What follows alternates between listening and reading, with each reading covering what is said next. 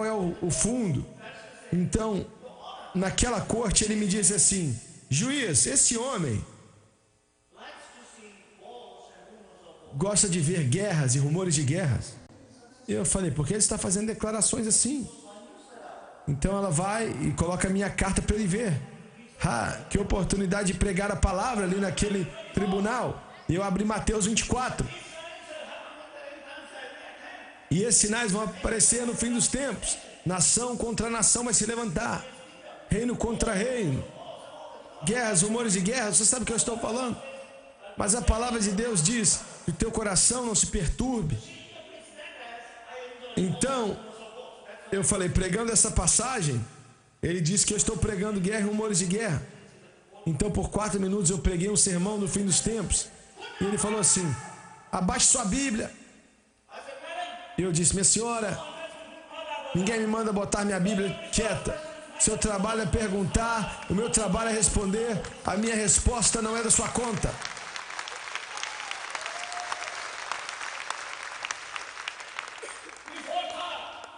Lutamos pesado, lutamos com amor, ficamos de pé e Deus nos deu a vitória. Então o primeiro-ministro da Austrália em 2007, o que costumava ser o primeiro-ministro John Harvard, um homem muito amável, me convidou para ir até o Parlamento Federal e me deu uma lembrança em nome daquele país e disse: pastor, você esteve como presidente. Eu quero uma defesa para lutar contra esse caso. E sabe do que está acontecendo agora na Austrália? 83 casos estão acontecendo. E o meu caso é a defesa que os advogados estão usando para lutar contra os outros casos semelhantes. Pense em Davi, no tribunal. Chega o acusador e disse: seu juiz, ele quer lutar com Golias. E o juiz diz: sério? E o juiz pergunta: qual a sua idade, menino? 17. Filho, você já lutou em alguma batalha antes? Não. Você já foi para uma classe militar? Não. Por que você acha que pode matar Golias? Eu matei um urso e um leão. Alguém viu isso? Não. A não ser as ovelhas que estavam lá falando mé. Sabe, se Davi hoje estivesse em um tribunal, o caso ia ser jogado para fora e Davi ia ser considerado um lunático e estaria na capa de todo jornal. Davi, maluco, tenta matar Golias. Mas Davi sabia que a batalha era do Senhor. E Davi disse na congregação: hoje é o meu dia. E é a mesma coisa hoje. Deus está buscando pessoas que estão olhando para Ele ao invés da situação, que dizem: por mim e minha casa nós serviremos ao Senhor, porque nenhuma arma forçada contra nós não vai prosperar. E maior é aquele que está em nós do que está contra nós. Se você pode se encontrar nesse lugar, Deus vai te usar. Porque a América precisa de ser balançada e precisa acordar agora. O Congresso tem abençoado a nação faz tempo, mas nos últimos 10 anos seu país está indo de ré, ao invés de avançar no reino de Deus. E toda essa mentira a respeito, temos que interpretar isso e aquilo, tem poluído a igreja. E a igreja chama de crislâmica. Cristianismo e islamismo não é a mesma coisa. Quando eles dizem que Jesus é o Issa, o profeta deles, então quando ele vier, ele vai subir a montanha, o topo do monte, com 400 mil muçulmanos, para orar. Então ele vai matar todo judeu e queimar toda a sinagoga. Vai matar todo cristão, destruir toda a igreja. E as pedras vão clamar: venha buscá-los. Está me ouvindo? Isso não parece ser o meu Jesus que está voltando? Aleluia! Eu agradeço a Deus por me dar a oportunidade de entrar no seu reino. Sem Jesus, onde estaríamos? onde estaríamos? Eu me lembro como um garoto de 12 anos. Meus pais me falavam: você precisa ir para a igreja conosco hoje. Eu dizia: eu não quero ir para a igreja. E eles falavam: a escolha não é sua. Se você disser isso, você pode chamar para a polícia e falar: eles estão me forçando para ir para a igreja. E olha, eles vão vir contra você, seu próprio pai e mãe. Há uma nova agenda política agora lá na Austrália, e uma das políticas deles é trazer de volta a disciplina nas escolas e nos lares.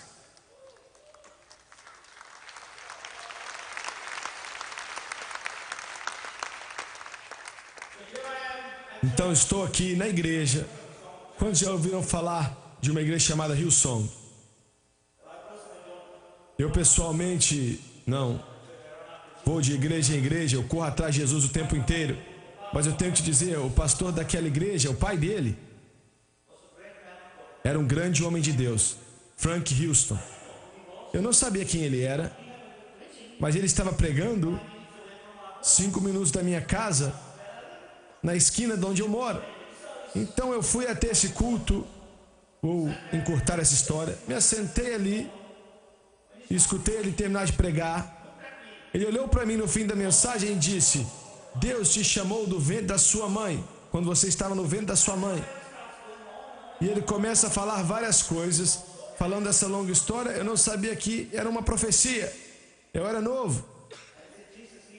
E ele falou: Jesus precisa de você. E eu disse a mim mesmo, naquele dia: esse cara não entende nada, ele nem sabe que eu não sou cristão. Eu não quero nem ir para a igreja, eu não quero pregar Jesus. Do que é que ele está falando? E ele disse: jovem, é você, venha. E eu fingi que não estava ouvindo. Você com a camisa verde, venha. E eu estava olhando para o outro lado.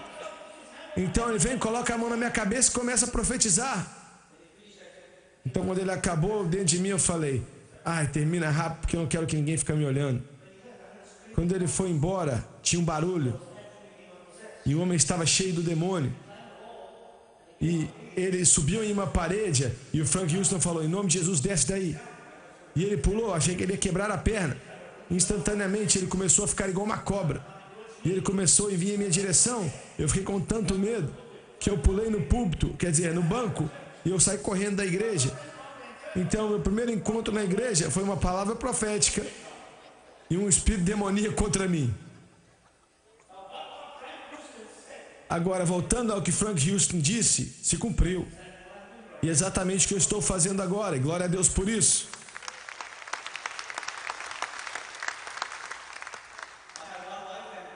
Eu tenho uma esposa e 3 filhos. Sabe, me ofereceram mais esposa lá na Arábia Saudita.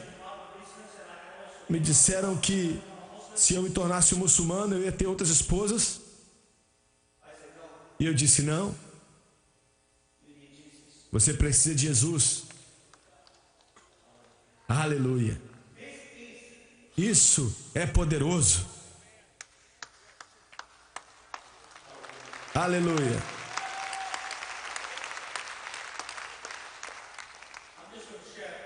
Eu vou compartilhar um testemunho rápido. Na Arábia Saudita, a adoração a Cristo é uma ofensa criminal. Em 87, eu tinha 2 filhos e o Senhor abriu essa porta na Arábia Saudita. Estava buscando uma companhia americana em Sri Lanka. E o nosso patrão era um americano pelo nome de Barbelos. E a sede da empresa era em Oakland, nos Estados Unidos. Ele falou: Daniel, eu tenho um trabalho para você na Arábia Saudita, você quer ir? E eu falei: de forma alguma. Não posso adorar meu Deus lá. Eu tenho uma boca grande, eu falo de Jesus o tempo inteiro. E eles iam cortar minha cabeça. Para que eu vou fazer? Vou fazer o que lá? E eu falei: de jeito nenhum. E ele disse: a Arábia Saudita vai te pagar 5 vezes mais o que você vai receber agora. E eu falei: muito obrigado, mas não, isso é interessante. Ele disse: vou conversar com a minha esposa e vou voltar. Na verdade, eu fui orar. Quando eu orei, o Senhor disse: vá e dê de comer às minhas ovelhas. Ele não me disse o que eu iria fazer. Eu aceitei o trabalho e fui para a Arábia Saudita. Na primeira semana lá, eu já estava com a igreja subsolo. A igreja, sabe, porque um dos tempos mais felizes da minha vida, 2 anos na Arábia Saudita, minha esposa estava coberta de negro, e ela quase apanhou, porque uma vez aquilo saiu da cabeça dela, sabe, 93% do povo na Arábia Saudita suportam o ISIS, porque essa é a verdadeira forma do Islã. Na Arábia Saudita, batizávamos as pessoas no Mar Vermelho. Boas notícias. Dezenas de milhares de muçulmanos estão aceitando Jesus.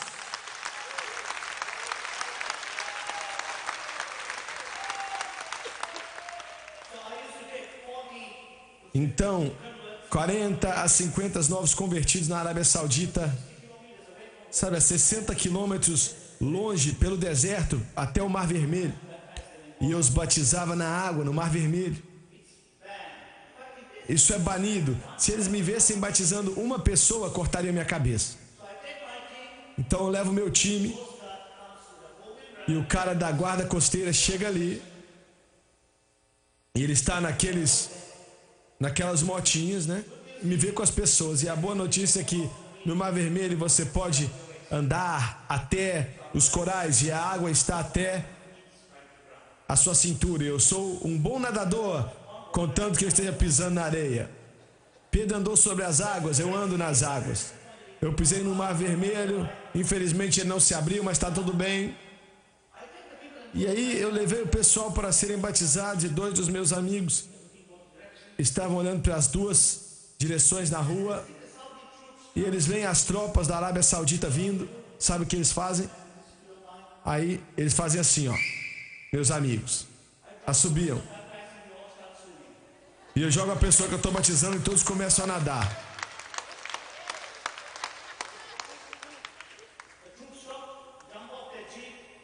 A tropa para, sai do jipe e fica olhando pra gente, vê o que está acontecendo. E algumas pessoas estão cozinhando. Aí vem que a gente está fazendo um piquenique. Aí esperamos eles sair. Eles assobiam de novo e aleluia, em nome de Jesus eu seja batizado.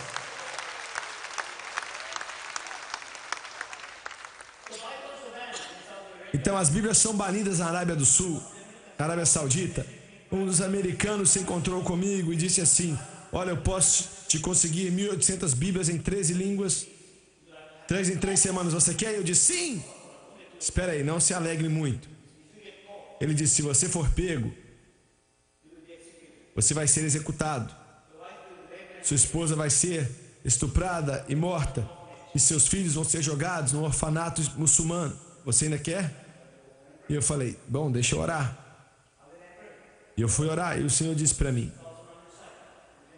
1.000 cairão à sua direita, 10.000 à sua direita, mas deixe comer o meu rebanho. Então comecei a levar as Bíblias e tudo estava indo bem, distribuindo a Bíblia em todos os grupos. E naquela época tinham 500 igrejas escondidas na Arábia do Sul. Até que uma manhã alguém bateu na minha porta.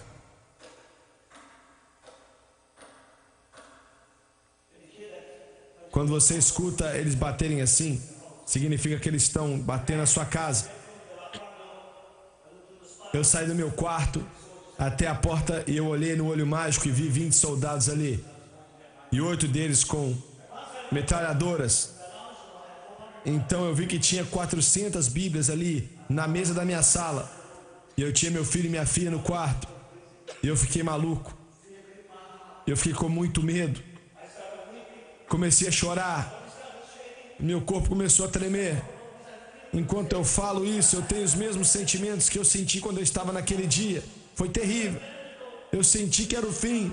Quando o diabo começou a me dizer: Daniel, sua família vai morrer, você nunca mais vai vê-los.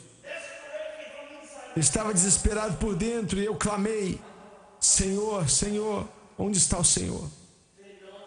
E o Senhor falou comigo claramente e disse: meu sangue está na sua porta, ninguém sem autorização pode entrar na sua casa. Abra a porta e se esteja de pé em meu nome.